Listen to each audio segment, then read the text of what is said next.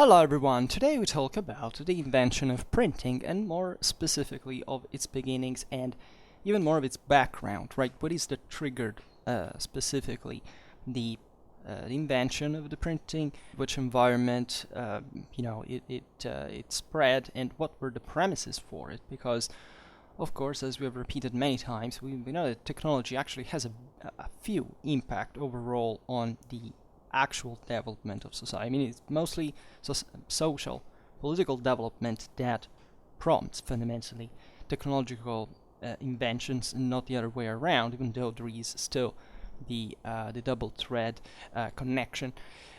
This is very overlooked, right? Especially in this time in the 15th century, where the Renaissance was fundamentally blooming, and that we can make in this German context fitting the same invention of printing.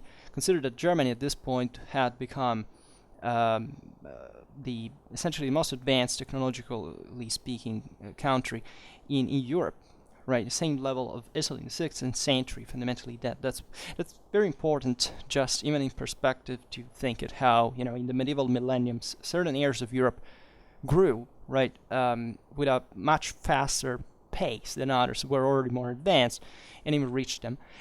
There is, however, some misconception, broadly speaking, about the Renaissance that we have discussed here and there. That is, as we were partly saying before, that is, the idea that an idea, specific know-how or book or factor or technology triggered the Renaissance, whereas as if Europe had been sleeping for 1,000 years, and then all of a sudden, something triggered its rise.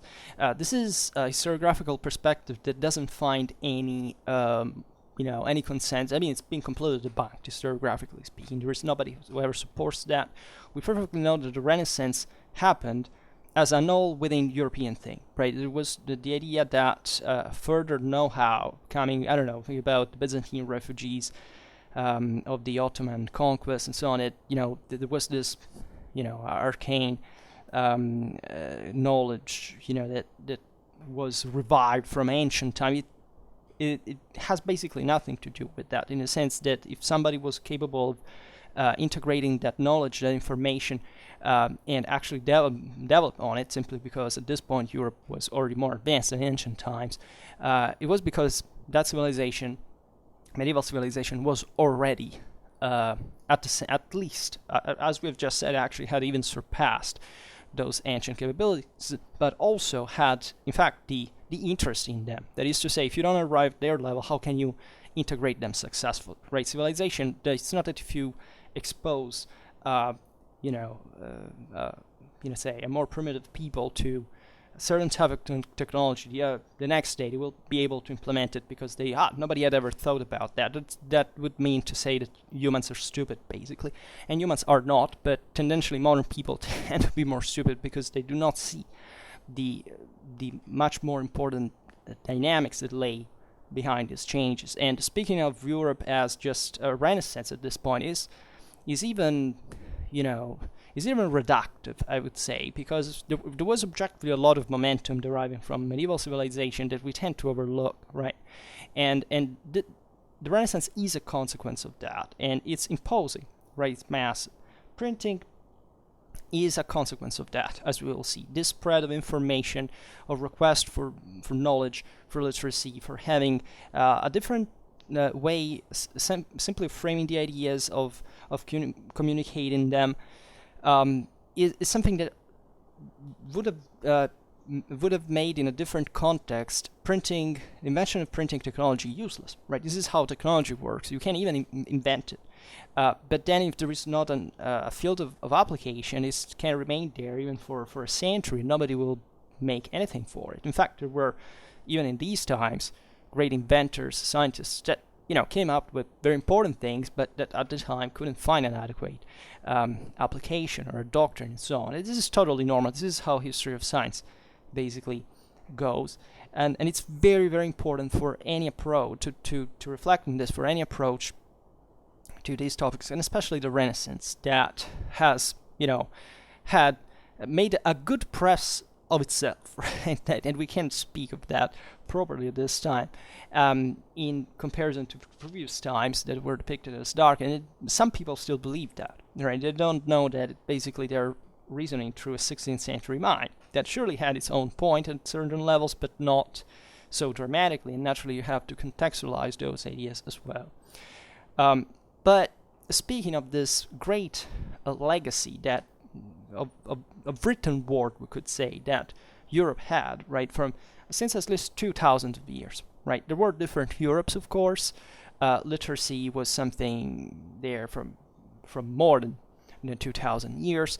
There was a spread of literacy, chiefly thanks to Christianization, that went in parallel with the structuring of certain political and social structures that allowed people to be able to read in the first place for a functional reason. Let's say it's obvious that Christianity is defined by the central religious written text of the Bible. So many people look at the printing press and say, wow, this is a revolution, right? It's another term that is quite unhappy, to say the least. It was not a revolution, right? It changed a big deal, but it was, together with other technologies that are also overlooked, like in the 15th century, there were important changes. We talked about them here and there, about metallurgy, mining, etc. Those are things that we tend to overlook. But it's obvious that the printing had, yes, we can say that it was, of all the changes witnessed in the 15th century, the most profound one as an effect was definitely the invention of printing. I agree with that, because it goes beyond matter, right? It's not just a technique. It's properly a different way of thinking, as we were saying before. And, the boundaries of human mind are also constantly overlooked. And it made an effect, as we know also what the consequences of printing were in the following century, in terms about the role had in Reformation, in Counter-Reformation eventually, for in fact trying to equilibrate the spread of certain ideas, controlling them, censoring them, and so it became an important political tool at the same time. The immediate circumstances of invention, now, we shall not talk about, because we will make a video specifically dedicated to the technology of it, right? How they made it for that way, what we speak today of closely to that is fundamentally what was the economical, the needs, the market, if you want, that stood behind such new behind the printed books. There is a big deal of metallurgy, chemistry, calligraphy, engraving skills in the production of a printed page that we shall see in another occasion. But the idea of producing manuscripts, books, let's say better at this point because it makes the difference, back in the day, was already there. The idea of producing something in series for a specific purpose that went beyond just the ecological aspect of it, but specifically of the contents of course of the books and what they serve to, was very old, right? If you look at Carolingian times in the 9th century, for example, the monastery of Tours, among others, was one of the most important in Europe at the time, had specialized in the production of Bibles and exporting them throughout all the Carolingian Empire, that, as you know, at that point was trying to strongly homogenize the written culture, and together with it also the orthodoxy of the church, for the sake also of administration, for having a common. The Carolingian script was exactly this, uniforming the way all the centers of the empire would communicate with each other to facilitate, in fact, contacts, etc. This is why we we write in cursive, we still write through the Carolingian script, right? And that was a big deal of uniformity. It changed the culture, because if we can start speaking of a common European culture at that point, at least for the broader Carolingian world, that is some of the most important centers of Europe, even for the centuries to come, we see objectively there a communion that is formed, right, through not just the script, but also through specific codicological choices, an idea of knowledge that had to be framed within those standards, whereas Europe before is said to have been in the so-called age of graphic particularism, so that all the various countries of Europe had a different script essentially, and this corresponded also to a different political reality.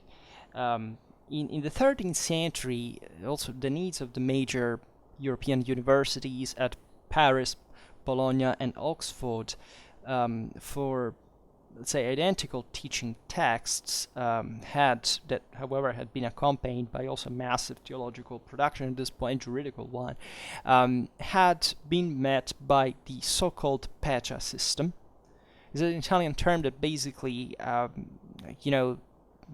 were certain so-called stationaries depending on the universities that were provided by certified texts, right, that had been approved by the university, by university professors to be lent out for copying in different parts, actually, that were rented by students that would copy, in fact, would rent this for copying the university books and eventually completing them over time, so that the objective of this was, by splitting the manuscript, it was of course having it copied simultaneously by different parts at once, by different people at once, so for saving time, right? And there was a consistent degree of uniformity in a sense, because leaving aside the complexity of the contents that at this point really required a great precision, sometimes students hired people to have these papers for them, right? And therefore increasing the profits that at that point were also of the university, as you understand, that could control also the licity of that the content would be copied also with a certain degree of accuracy for the sake of its same correctness, right? This was actually a great mechanism, especially to increase accuracy of text copying, right? In 13th century Paris, there was also a production of small Bibles that started for private use. Paris is one of the greatest cities in Europe at this point by far, and it's these are properly the centers where more literate people would live, because naturally the city would be more oriented towards tertiary activities, administration, business, and so on. So many people, aside from being literate, they also want to cultivate their own spirituality on their own, right? And as we will see, this will have some impact in developing a different type of spirituality in certain areas of Europe. It would be also partly the one of the Reformation, and so on. This process, this production, was organized on an unprecedented scale, right, and with much consequent of uniformity. In the Low Countries in the 15th century, the Augustinian Windesheim congregation and the Brethren of the Common Life were committed to the production of manuscript devotional books in quantities sufficient for an increasing interested lay public, inspired by this new sensitivity that is called of the devotio moderna, the modern devotion, was a movement encouraging private piety. These were the same times in which in northern Italy humanist demands for classical texts were met by stationers able to command an organized workforce of scribes, decorators, illuminators. Many guilds were specialized in this. Is true, as said, in Flanders, and these were some of the most literate areas of Europe. So, in the case of Italy, the humanism also was taking a kind of an institutional form. So it was the middle classes, but also the higher ones that were developing now this, unprecedented scale of philosophical refinement, philological accuracy. So it wasn't just for political reasons, but by commission, some of the greatest lords. So it was even here, something was taking an unprecedented scale of investment also properly in the workforce of the specialists that produced the codes, and that would therefore increase their sophistication, even their aesthetics. There is, if you have studied code ecology, you know that the book is properly an object also, and it has to, it's not just about the content, and that the content too, and even the script is organized to provide literally a vision of the world. If you ever had a medieval manuscript in your hands, you look at it, you see that the writing matches, broadly speaking, the archaeological piece in itself and the broader mindset of those times, right? So humanism was reaching these levels of also of purity of abstraction, if you want, that looked this very formal, right? And the objective was imitating the Roman script back in the day, or what they thought was, especially the one of the let's say of the late Republic, early Empire, was technically mostly late Roman stuff, so much that this is reflected also in philology. They were in philosophy, they were studying Plotinus as if they thought it was Plato, right? But the objective was this increasing drawing, this increasing calligraphization as well, that the printing would bring at that point to perfection, because you just make the print, the cast, perfect, and you can print it like that lots of times. So this broader mechanism, this broader production interest relates to books and their use, the spread of ideas, the increasing request of an ever more literate population. For less expensive parts of the market, and particularly to meet a widespread demand for religious images, there were also lots of printed images from woodcuts in circulation, especially since the late 14th century.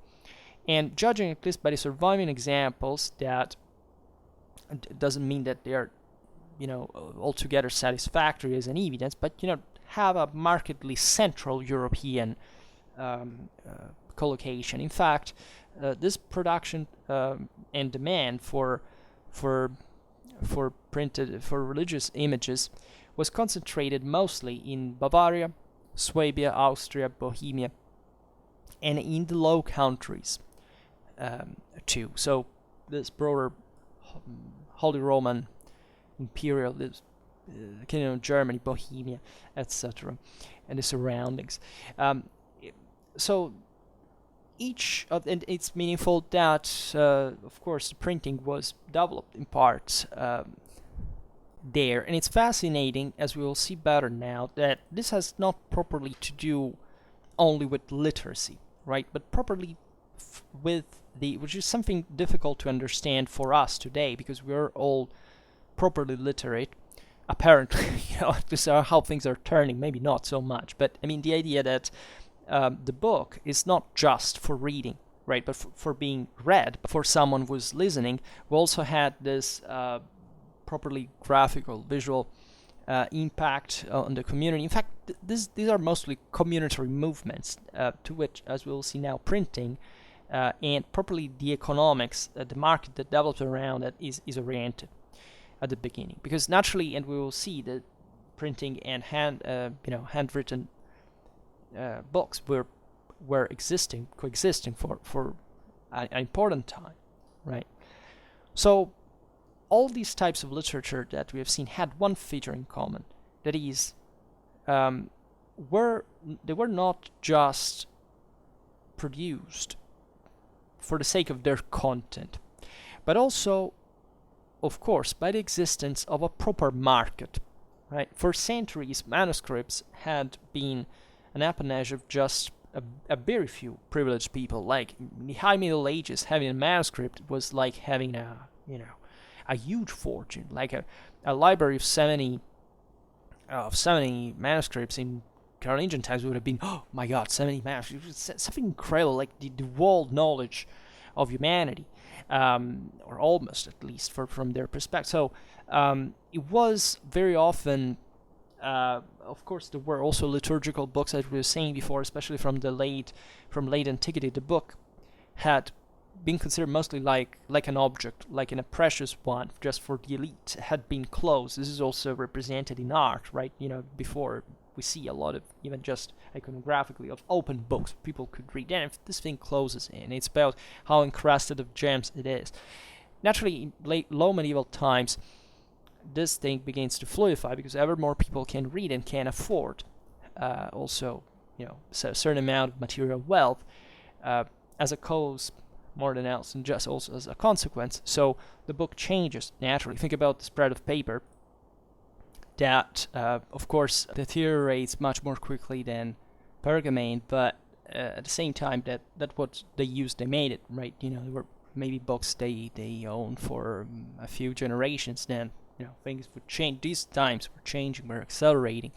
There were new reading experiences, if you want, and also articulation, in the type of literature as we've seen right now. But there is probably also a market in this regard, right? If we consider the range and nature of it's independently from religious or educational context, but the books and other publications from the earliest presses, here too we see that organized communities, as we were saying before, played an essential part, right? We're talking about monasteries that were interested in that. Popular religious cults, movements, administration to university, various educational circles who were growing. So the world there of manuscript production was coming from, if you want, much narrower scale of fruition, right? Speculation had always been there, but essentially manuscripts up to this point were still considered, especially the most important ones, a way to make big money. Let's say with, as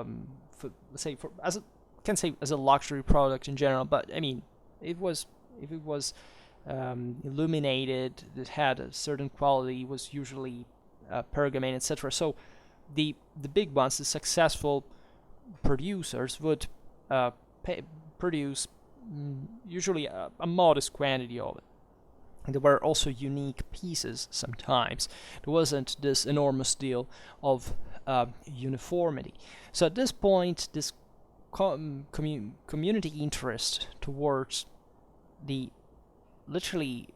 having books and in important quantity for their members would increase enormously, and as a consequence, the investment in raw materials from the side of the producers, right? Because at this point, the demand was starting to meet in proportion with the one of more expansive manuscripts.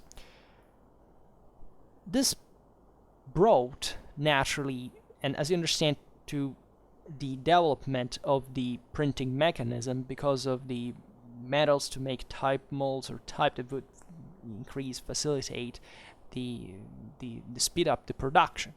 That is a bit like the Industrial Revolution. I mean, it's always like that. It's not that this civilization had lacked the technology of the printing press previously, right? Surely this came through a series of wider technological improvements, but it's like until you have this amount of raw material that you have to produce to work to profit again and again. This is the same thing that happened in 18th century England, right? With all the raw material coming from India. It's not that the steam engine had been beyond the possibilities of previous societies, but at least in that form, it was triggered specific design specifically for that task. And this is what the so-called Gutenberg or 42-line Bible is. It's so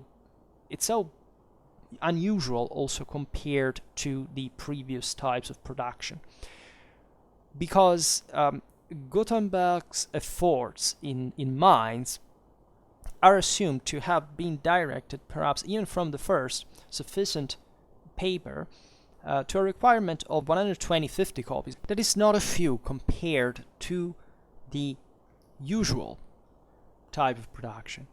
The Bedlam, the Membranacers, the Pergamene required 4 instead, perhaps 35 to 40 copies printed. Each copy requiring about 320 sheets, by the way. Consider that it was a massive butchering of sheep just for for all the manuscripts that were produced in Pergamene were like a massive ship slaughter, and it costed for exactly for that reason. The reason being that, as we were saying before, that the development was like the top.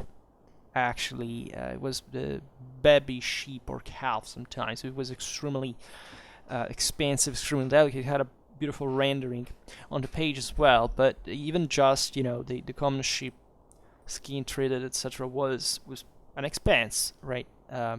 These societies were not dramatically rich at the end of the day, for our own standards. So you see, even in the range of these copies, it's fundamentally more than the average.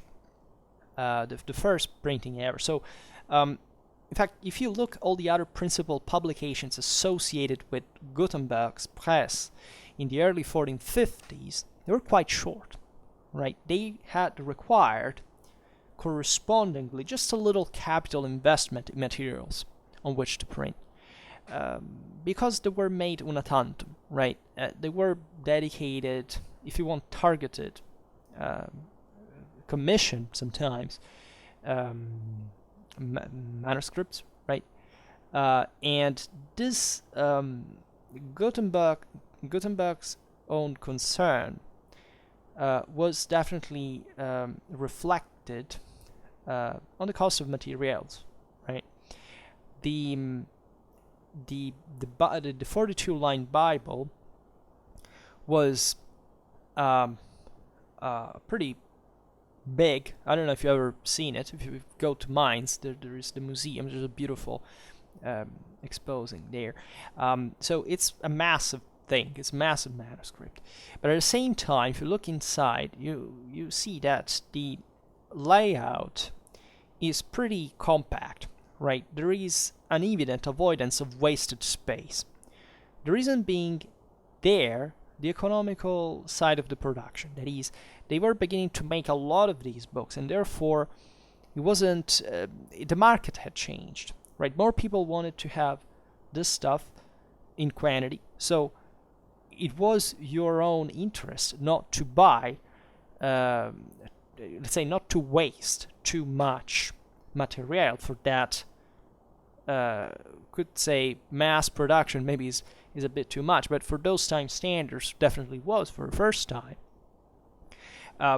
So that reveals in insight the pressure of the demand, for which it's not that these the printers, the manufacturers were wasting precious material before, right? It's just that probably they were fewer. They were requested just that specific stuff that people would pay even more for it. So it was worth even just because there is even an aesthetical impact, right? Having a very compact text and layout is sometimes anti-aesthetical, right? Leaving margins is more elegant in a sense. So there is surely a qualitative difference it makes. But here exactly, quality is being overrun by literally the necessity of having that book for other reasons, and including the one of reading it, or either privately for other people. So this is what we're looking at specifically at this point. Investment, material, and design combined met the underlying assumption of printing, right? the books could, if produced in sufficient quantity, be manufactured more cheaply. It's obvious there was more request, so they would probably the others also would care less. Those who wanted that would care less in the first place, and there is some evidence to suggest also that the decision to embark on such an expensive undertaking as a lectern Bible, in case of Gutenberg's one, was itself prompted by important religious reasons, especially of monastic reform. The 42-line Bible, like its immediate successors printed elsewhere, was certainly not intended for general private use. It's pretty large, right? Some copies are known to have been owned by individuals, but the majority of them were used by large communities. One evidence, for example, if you look at binding decoration, each of which would have been added locally. So there was also the split, by the way, of printing the text, and the writing support, and properly the case in the frame, the codicological aspect, which in fact didn't occur all in mines, right? But in the copy's final destination, seemed to have been spread within a few years over much of Germany, including to the far east of Leipzig, the far north of Lübeck, right? But also beyond, such as in Bruges and in London. So this demonstrates that the request for these books produced in such a quantity derived from a widespread market that could absorb them. Right. So these demands were fundamentally already there, right? And here I don't know how far, and I don't know exactly the history of all these purchasing, but I presume that there was some pre-existing connection. There was an actual demand for that was known to the producers, even at such a faraway range. Likewise, many of the earliest books printed at Mainz itself, in Strasbourg, for example, or Bamberg, were on a scale that demonstrates how large books, handsomely produced like that with a great care, they were not, however, expensive as manuscripts of corresponding size. They were already cheaper. For example, the two psalters printed by Johann Fust and Peter Schoeffer in 1457 and 1459. The second was specifically for Benedictine houses. The first for more general use in and around Mainz. It may be assumed that Durandus Rationale in 1459 on religious ceremonies and Pope Clement V's Constitutiones in 1460, that were both printed by Fust and Schoeffer, were produced in response to the needs of similar customers. So there was already an incipient competition. And in Strasbourg, the first books were also large folios addressed to a market in which the organized needs of the church figured most powerfully. And between the appearance of the 42-line Bible in around 1454 and 1470, 9 editions of the Vulgate were printed in Mainz, Strasbourg, Bamberg, and Bâle, all of them in folio. So this emphasis on an institutional market that you see goes beyond even just private use proper, but it's that there are some church institutions involved, it's was limited by definition. Libraries and communities did not need to buy the same text very often, right? Once they had one, it would go on for a long time. This was, they were resistant materials as well. They were big books. They were very cared for. It was all an organization, bookkeeping.